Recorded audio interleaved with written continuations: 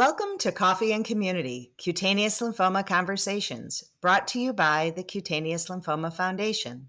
I'm today's host, Holly Priebe, and glad to have you with us. Joining me today is Allison Fitzgerald, Director of Operations for GlobalSkin. Allison oversees operation, finance, and research. We're so grateful to have her with us today.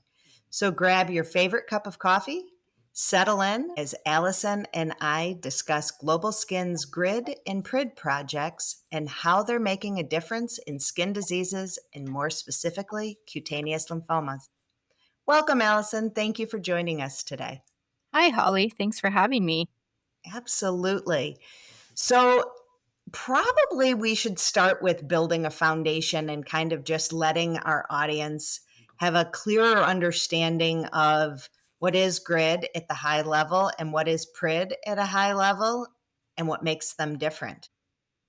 So I guess about 10 years ago when GlobalSkin was founded, one of the key mandates they took on was to create the ability to turn qualitative data into quantitative data.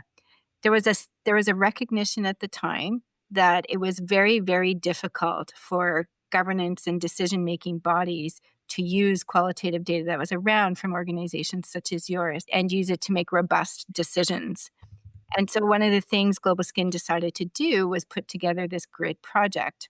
And this is the oversight project. So it's global research into the impact of dermatological disease.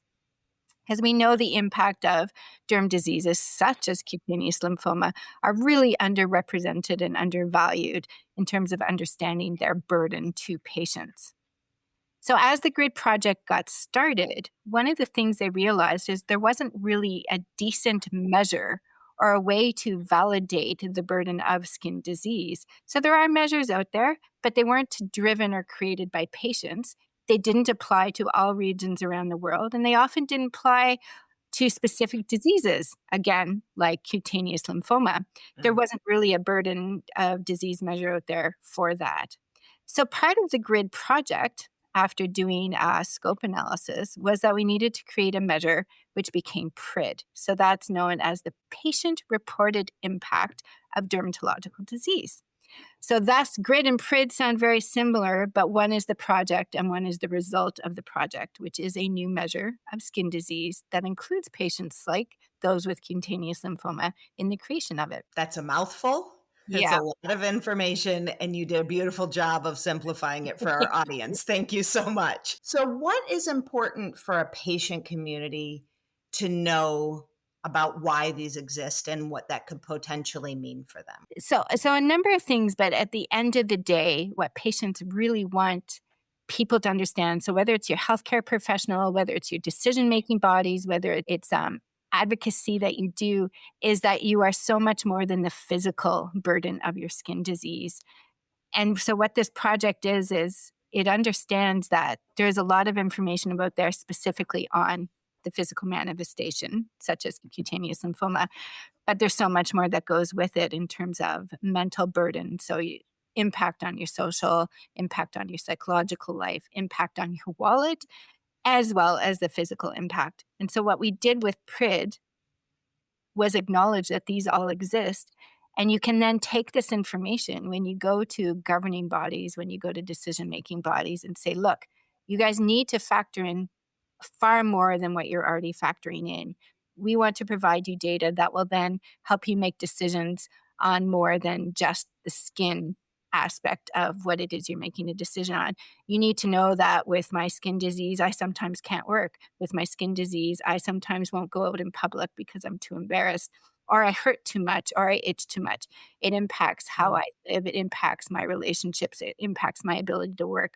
So what this measure will do is allow you to take it to whatever body it is that you're talking to, even just directly with your healthcare provider, and say, I'm more than just my skin. I need you to take that into consideration. So, cumulatively, we can do that as an organization with larger data sets. How will an individual use it, or is this not intended for individuals specifically? Yes. So the primary reason we existed is really to help the patient. And so There's a term out there called shared decision making. It's just your ability to have a conversation with your doctor or your healthcare provider. And what you can do with PRIDD is we turned it into an app that you can download where it's all right there for you. You complete it, and then you can either download a PDF of your results, or you can just show the doctor the results and say, I really need to talk to you about more than just my skin. So what we're really hoping is that it launches you into a fuller discussion with your healthcare provider, be it the nurse, be it the dermatologist, be it the person at the front desk while you're waiting to have your appointment, to have a more robust, full discussion about how it is you're living your life when you have this disease, and is the changes you are making actually having an impact on how you do it. Oh, that's great. So can the app be filled out with every appointment, or is that something you do one and that's it? No, the app can be filled out at every appointment. We recommend at least a month in between because we know with certain skin conditions, it takes a while for the work you're doing to improve how you're living to take effect. So every 4 to 6 weeks, you can fill it out and you can track improvements, or maybe there aren't any improvements. Maybe things are not going as well as you want and are in fact getting worse. And then you can track it month by month or every 6 weeks, whatever you choose. And so you have a steady idea of how it is you're progressing with your skin condition. It's all retained on the app. So you can see I filled it out every month for the last, I think we've had it out for 8 months. And so I can see a steady progression as I go. Individuals can see their own progression. You can, that's part of the app. Yes. Oh, that's excellent. I love it. I'll add too, kind of the cool thing about the app, it was important from a research perspective, but we made sure it was included in the app for the patient as well, is that you can see 4 different domains. So when PRIDD was developed with patients said, look, we need you to understand there's a social, there's a psychological, there's a life responsibilities impact. And we took that into consideration and we said, you know what? Then we're actually going to validate these subdomains of the measure as well. So you can track not just a total score, but you can also see how you're progressing or not progressing in the psychological domain, in the social domain. So you can actually get 5 scores with which to keep track of what it is you're doing.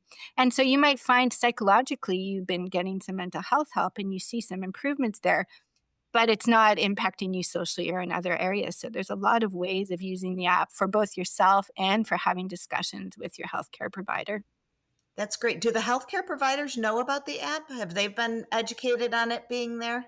That is one of the things we're going to be working very hard on in the future. No, we wanted to start with the patients first, get the tool available to them, and we also need a robust body of evidence behind us because we know it's important for healthcare providers to have the science. Is it a valid tool? Is the science behind it mean that the discussions we're having are actually valid discussions?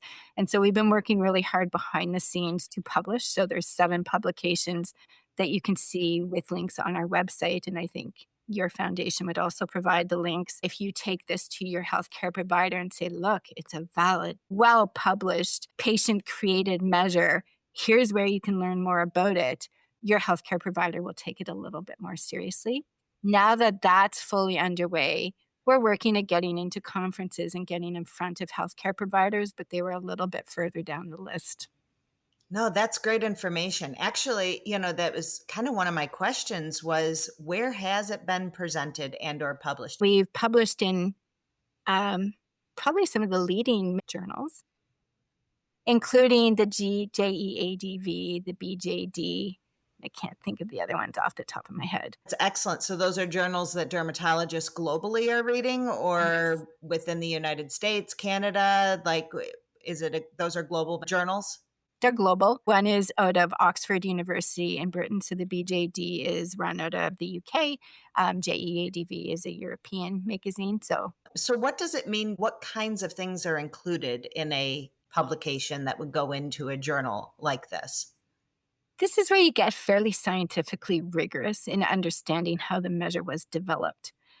This is a way for you to understand that the patients around the world have said these questions are really important to us, to the point where we have run psychometric testing, rash analysis on the item generation in the measure to say, this is important enough. It's made it into the measure, and we really want to talk about it because this is how you understand the burden of disease. It's the robust validation of the process that went into creating the measure so that when they understand it, they can say, oh, wow, you guys did a lot of work with patients. You followed all the proper research parameters. You wrote excellent manuscripts that were peer reviewed to say, yes, you did all the work that needed to be done. You actually went above and beyond. You looked at Cosman criteria. You use the best possible analysis methods out there so that a doctor or a healthcare provider or research looking at this will go, I can actually use this measure to build really good evidence that can be presented almost anywhere and truly show the burden of the patient.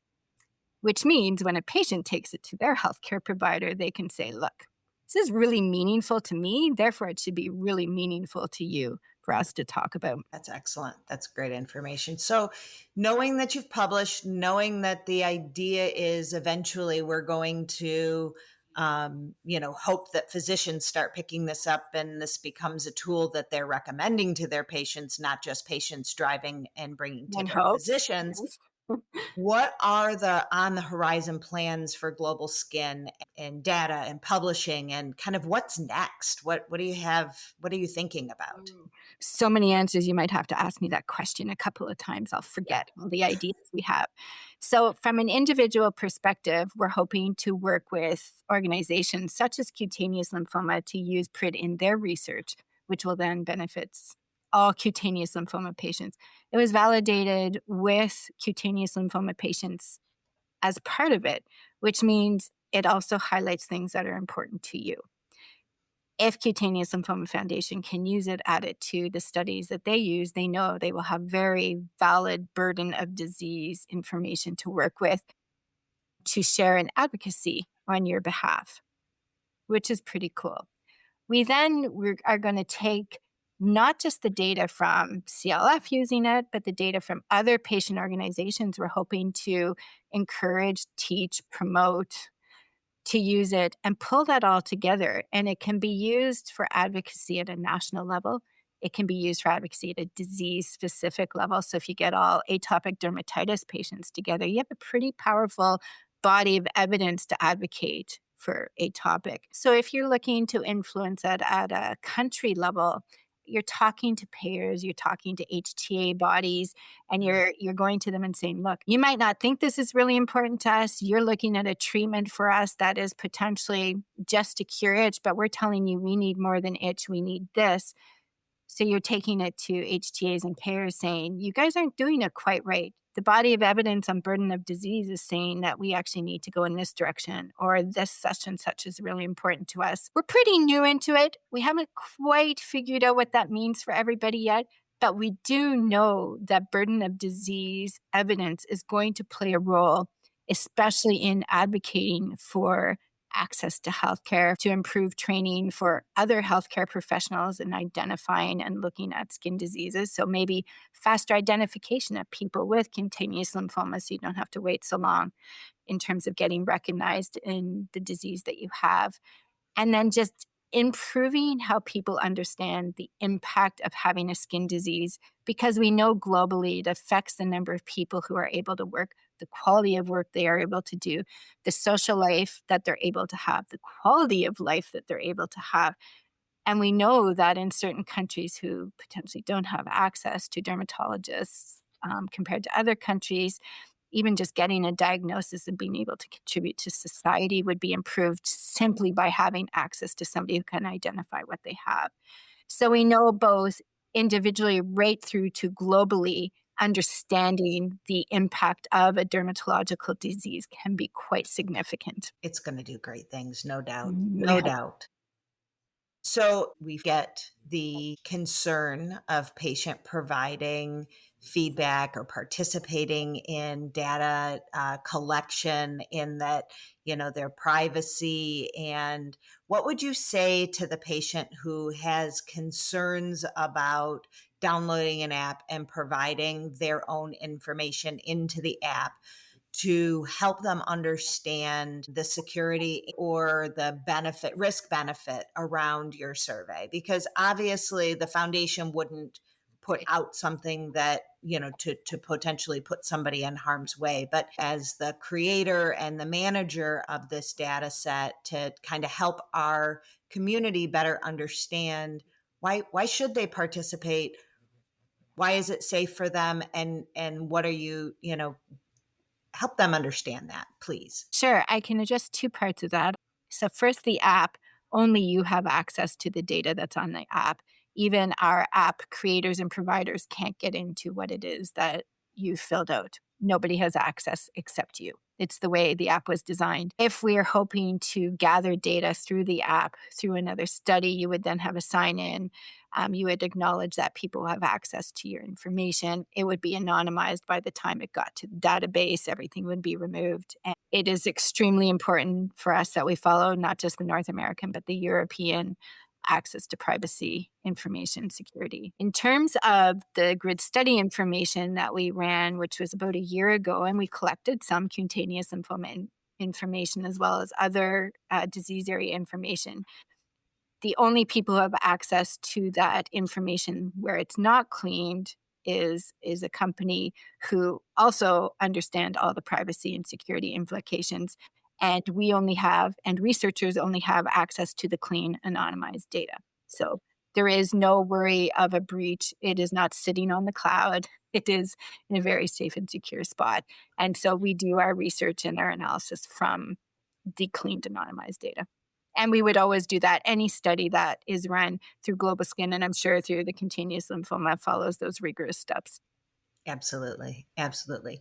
So that was actually a little clarifying for me. So you're not currently still collecting data on either the tool or on the GRIDD. So No, at this point, you have the data that you're using, that you're publishing on, and that you are validating and expanding the access and information to clinicians and really that's right. getting people engaged. That's excellent. Yeah.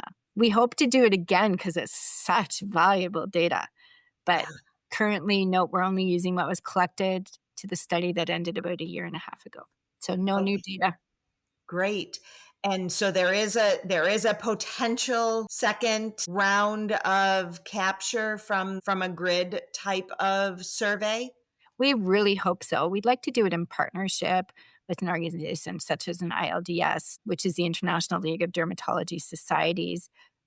So we are looking for partners because the data that was provided is so valuable. We know the WHO is very interested in our measure and in the data and in skin. We know that there would be more interesting, slightly different questions that we could collect that would have an even greater impact. So we are hoping to partner in the future and do the same thing again and maybe get enough data from CutaneousLymphomaFnd patients to be able to do a fantastic subset of burden disease on cutaneous lymphoma patients as well. But you do need a lot of participation to create a valid subset. Yeah.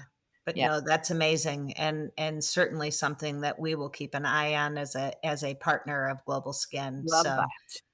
yeah, this Yeah, is very exciting. So we have covered a lot of information in the time that we've been together. I recognize that we're getting close to our time, but want to make sure, is there anything I missed? Is there something, Allison, that people who, are out in our community who might be seeing an article here and there or wanting to use the app, anything else that you can think of that they should know about this work that you and your organization is doing, and why it's so valuable and important as an alliance partner of the foundation?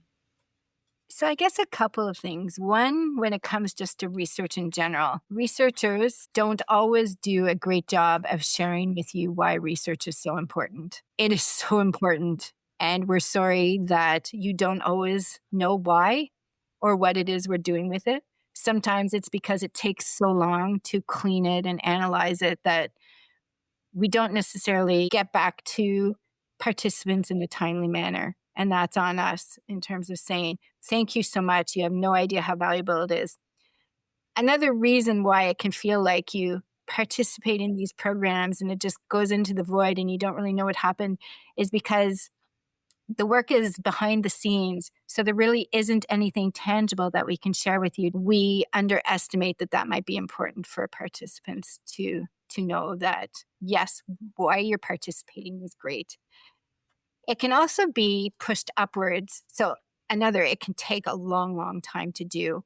And as you grapple with, say, a volume of information, you might be putting it together for a body such as a WHO or a payer, and it might not be allowed to be shared. So it's under wraps, it's private, it's only meant for a very specific audience, and therefore we can't share data that's coming out with you. And you can't really know that it happened because of the audience that's intended for. So just understand as patients, especially say it's a global skin or a cutaneous lymphoma, we so value your participation. It's so important that you do it. And we will try really hard to let you know that the effort you put in is being put to good use. Don't always do a good job at it, but it really is very, very appreciated that you participate. So I did want to let you know that. Appreciate it. That's huge because we're just as guilty of it, right? We're moving through fast. We know the value as an organization and we don't always do a great job of communicating Yeah, back either. So thank you for that. you're That's welcome. really important. It has been a year and a half since we asked cutaneous lymphoma patients to fill out the GRIDD study, and we're just now getting to the point where we might be able to share impact data back to our patient organizations. That's a long time. People are like, I've forgotten about you. I've forgotten about it. I didn't think it mattered. Yes, it matters big time. Yeah. Well, we will look forward to any of that shared data and be sure to circulate it in a newsletter article, an e-news message, or maybe you and I will circle back and do another podcast once you have that data That ready. would be What amazing. whatever works for delivering the information in an effective way to the community. I did want to add another thing. One of the things patients made clear to us as we developed PRIDD, and I think it's becoming more widely acknowledged globally, is the burden, the mental health burden of everything, not just of disease, but of going through a pandemic, of our social media era, of our political era. I think there is a huge concern, rightly so, on mental health. And that was made clear to us by the patients as this measure was developed. And one of the exciting things we're learning with this measure is it is also a predictor of the risk of mental health, some kind of mental health manifestation, such as Oh, anxiety or of depression. And it's interesting to me because there are measures on anxiety and on depression, but this measure was developed so well by patients who knew exactly what it is that they wanted to tell us that as we mapped this measure with mental health measures, there's a clear connection between the two. So as you look at PRIDD as a measure of choice when you're looking at burden of skin disease, and this includes with cutaneous lymphoma patients, you can then look at it, and if you're high on the social or high on the psychological domains of the measure, it is very worth having a discussion with your healthcare provider that you're at risk for a mental health challenge as well. wow, that's an excellent side benefit to the app as Okay. well because improved quality of life is full circle, right? So that's amazing. And it's the benefit of a patient created measure. So patients participating, patients telling us what's important as part of the process of measuring them means that we're really, really getting a very robust story of what's important. Yeah. Thank you. Thank you. So anything else? Ooh, let me see. We're being very rigorous. We're being extremely high attention to detail. Um, and we're trying really hard to engage and share. So no further. Excellent. So my outcomes, we are going to share links to the publications on your site, and we are going to share a link to where people can get this app and get it downloaded on their phone so they can actively start using it to improve their diagnosis, their quality of life, and their communication with their physicians. Absolutely. And if they want to participate in studies or provide you with opportunities to have a study, we'd be happy to support that. Wonderful. And definitely that, because, the research and trying to really find solutions is an important component of the work that we do for Yeah, sure. it is. Well, with that, I want to say thank you. That brings us to the end of this episode of Coffee and Community, the Cutaneous Lymphoma Conversations. We hope you, as our audience, found this discussion as insightful and inspiring as I did. Before we go, I'd like to once again thank Allison for her time and commitment to our community, as well as thank our sponsors and donors. Without their support, programs like these would not be possible. If you liked this episode, please follow us and please subscribe to our podcast. Thank you for joining us today. Until next time, stay informed, stay connected, and take care.